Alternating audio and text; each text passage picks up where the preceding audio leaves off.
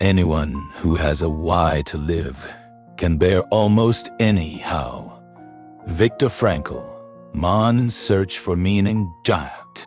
Have you ever gotten to the end of a long day, a long week, a long year? Looked at everything you've accomplished, the projects finished, the inbox cleared, the goals ticked off the list, and just felt nothing? Not pride, not satisfaction, but the deep, hollow ache in your chest. It's the feeling of running on a treadmill that keeps getting faster, but you've forgotten why you stepped on it in the first place. You did everything you were supposed to do. You checked all the boxes. So why does it all feel so wrong? If that hits home, then this conversation is for you.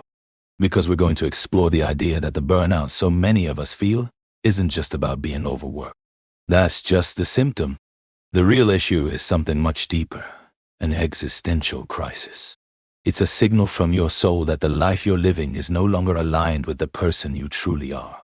And by the end of this, you won't just understand your exhaustion better. You might find the path back to feeling alive again. We think of burnout as just being tired.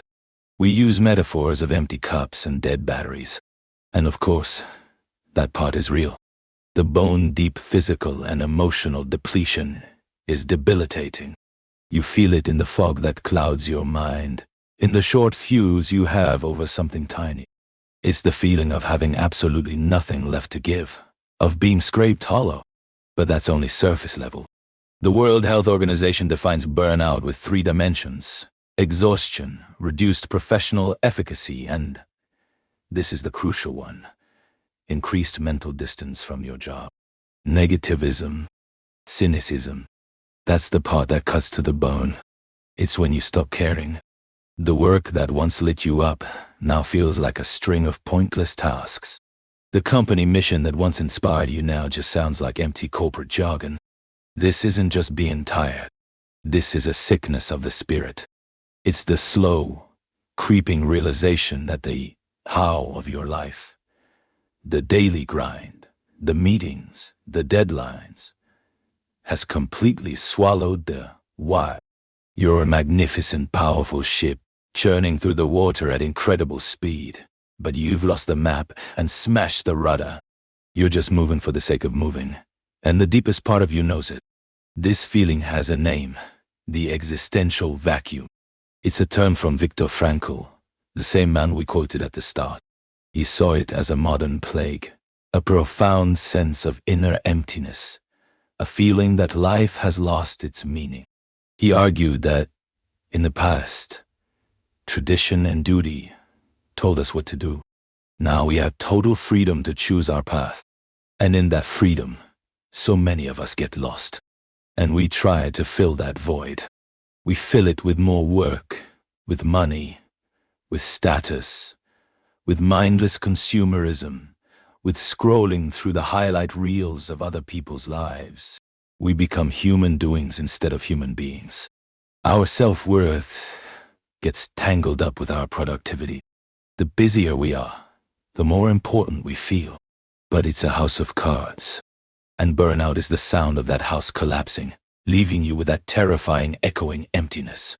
But here's the thing. Research confirms that burnout is rarely about the workload alone. It's about a chronic mismatch between you and your job. The pioneering researchers, Christina Maslach and Michael Leiter, identified 6 key mismatches. As we walk through them, be honest with yourself. See where your story fits. This isn't just theory. It's the lived reality for millions of people.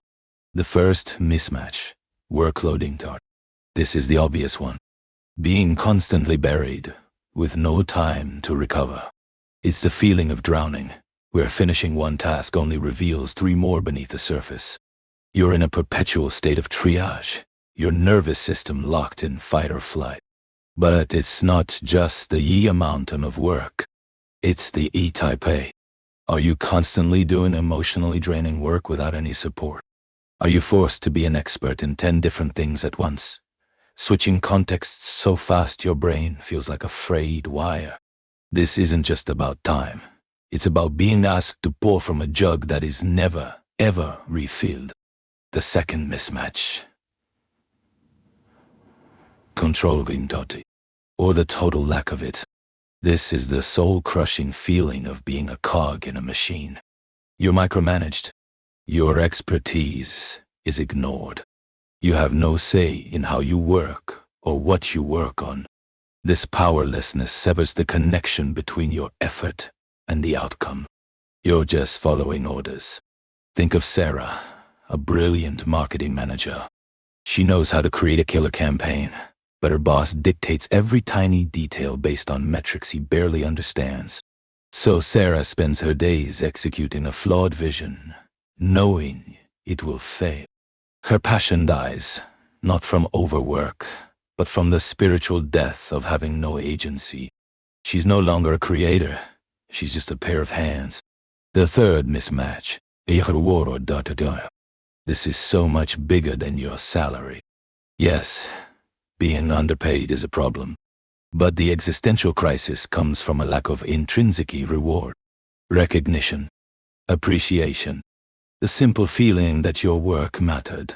It's pouring your soul into a project and getting back only silence. Or, worse, a single sterile okay in an email. Consider David, a software engineer who works for months to build a brilliant piece of code that saves the company a fortune. He launches it. It works perfectly. And nothing. No announcement. No thank you. No one even knows the artistry that went into it. The paycheck hits his bank, but the meaning never hits his soul. He starts to wonder, why aim for excellence if average is all they notice? The fourth mismatch, and this one is a killer.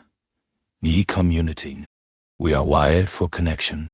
A toxic work environment, filled with gossip, backstabbing, and unresolved conflict, is like a slow poison. When you have to put on armor just to face your colleagues, the emotional cost is staggering. You feel totally alone, even in a crowded office. There's no psychological safety. You can't ask for help for fear of looking weak. You can't trust anyone. This chronic social stress forces you to spend all your energy on self-preservation, with nothing left for creation or collaboration. The workplace stops being a community and becomes a battlefield. The fifth mismatch, by fairness door. This hits our deep, primal need for justice. When you see promotions handed out based on who you know, not what you do. When rules apply to some but not others.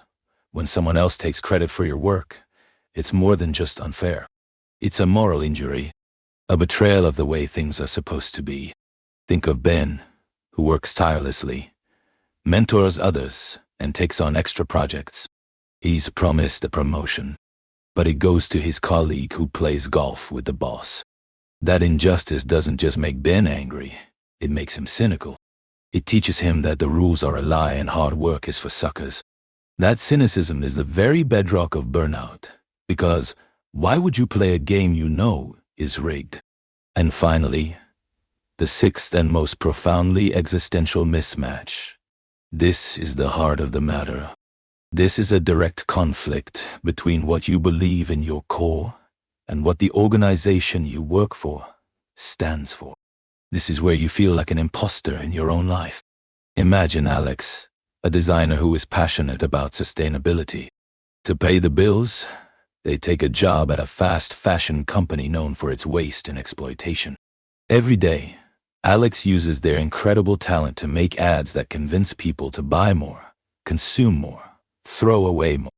They are using their gift to fuel a system they find morally disgusting. At first, Alex rationalizes it. It's just a job. I need the money. But slowly, that cognitive dissonance eats away at them. The pride they should feel in their work is poisoned by guilt. They are living in direct opposition to their own soul. This isn't just a values mismatch. It's a spiritual schism. This is the ultimate why crisis. Alex's how their design skill is perfect, but their why has been completely betrayed. The burnout they feel is so deep, it feels like a part of them is dying. And in a way, it is. The part that believed in integrity is being suffocated. This exhaustion isn't from too many projects. It's from the full-time job of suppressing their own conscience. So you see,